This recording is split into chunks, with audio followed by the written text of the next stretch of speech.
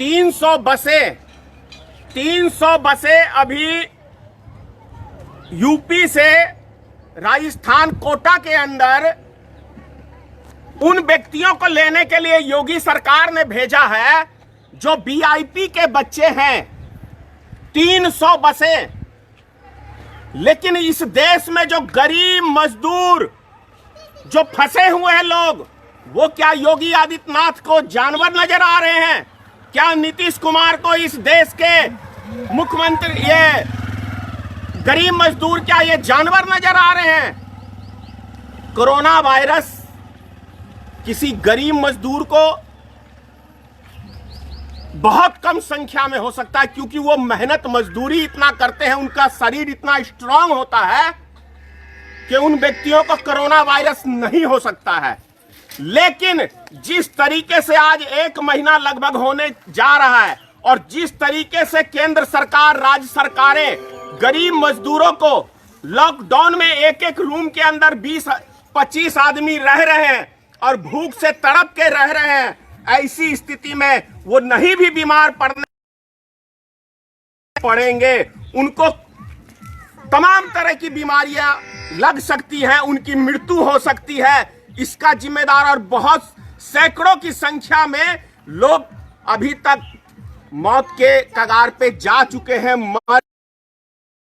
कौन है? मैं बार बार प्रधानमंत्री से कहता हूं कि जब आप घंटा घंटी बजाने के लिए 3 दिन दे सकते हैं, जब मोमबत्ती जलाने के लिए आप 2 दिन दे सकते हैं, तो माननीय प्रधानमंत्री जी, माननीय मुख्यमंत्री जी, माननीय प्रधानमंत्री, माननीय मुख्यमंत्री जी, आप 1 हफ्ते का समय भी दे सकते हैं और इन गरीब मजदूर आदमियों को उनके घर तक भी पहुंचा देने की जिम्मेदारी केंद्र सरकार की है। लेकिन आपने देखा होगा उत्तराखंड के अंदर 1800 आदमी गुजरात के फंसे हुए थे, तो वीआईपी लग्जरी बस उनके लिए सेवा उपलब्ध करा के मोदी जी ने गुजरात में बुलाया। अभी 14 तारीख को वाराणसी के अंदर से 25 बसें महाराष्ट्र के लिए गई। लेकिन हमारी बिहार सरकार, निकम्मी सरकार, नीतीश कुमार की सरकार, हिटलर की सरकार, ये अपने गरीब मजदूर भाइयों को यहां नहीं बुला सकते हैं। सोचने की बात है,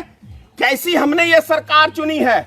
नरेंद्र मोदी जी ने शादी करके घरवाली छोड़ दी, नीतीश कुमार ने शादी करके एक बच्चा करने के बाद घरवाली छोड़ दिया, योगी आदित्यनाथ ने शादी नहीं की।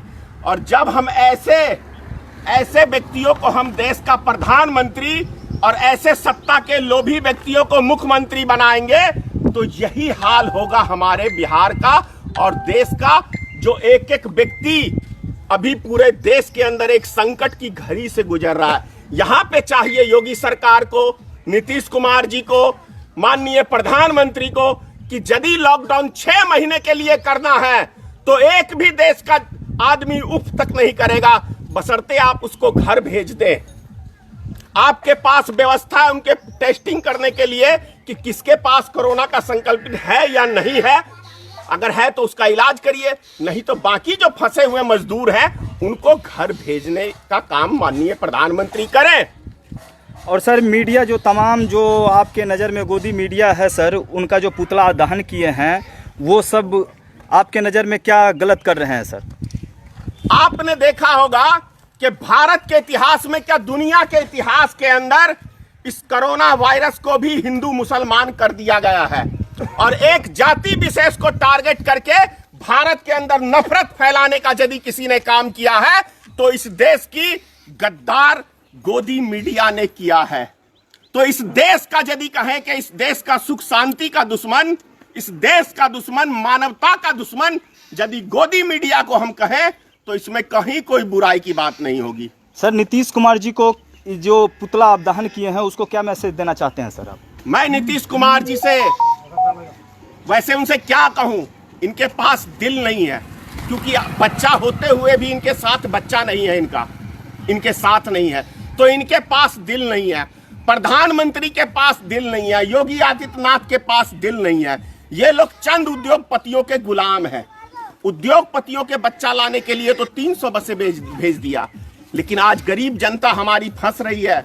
देखिए, सबसे बड़ी बात क्या है कि जो परिवार का व्यक्ति बाहर गया है कमाने के लिए वो वहां परेशान है, और जिसके बाल बच्चे गांव में हैं वो वहां परेशान है। यानी एक व्यक्ति की सजा पूरे उसके परिवार को भुगतना पड़ रहा है, वो वहां टेंशन पे है, ये यहां टेंशन में है।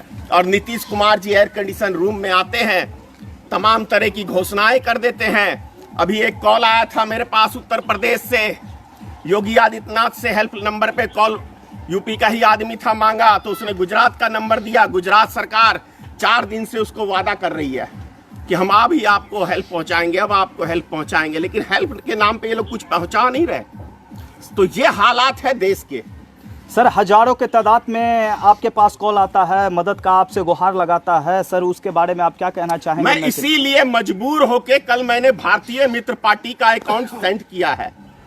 और जो व्यक्ति ये अफवाह फैला रहे हैं कि धनेश्वर महतो अपने पार्टी फंड के लिए चंदा मांग रहा है, वो गलत है। मेरा सार्वजनिक अकाउंट कर दूंगा कि कितना पैसा कब आया और किन किन व्यक्तियों के खाते में हमने कितना पैसा भेजा।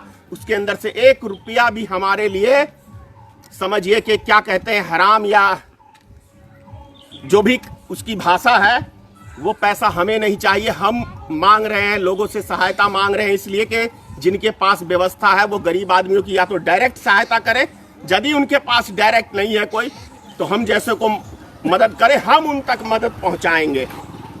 सर एक चीज़ और जानना चाहूँगा आपसे, जो हमारे बिहार के मजदूर फंसे हुए हैं उनको क्या संदेश देना चाहते हैं आप? मैं बिहार वासियों से यही संदेश देना चाहता हूं, और यूपी के लोगों से और तमाम देश के जो कोने कोने में मजदूर फंसे हुए हैं कि वो हिम्मत ना हारे।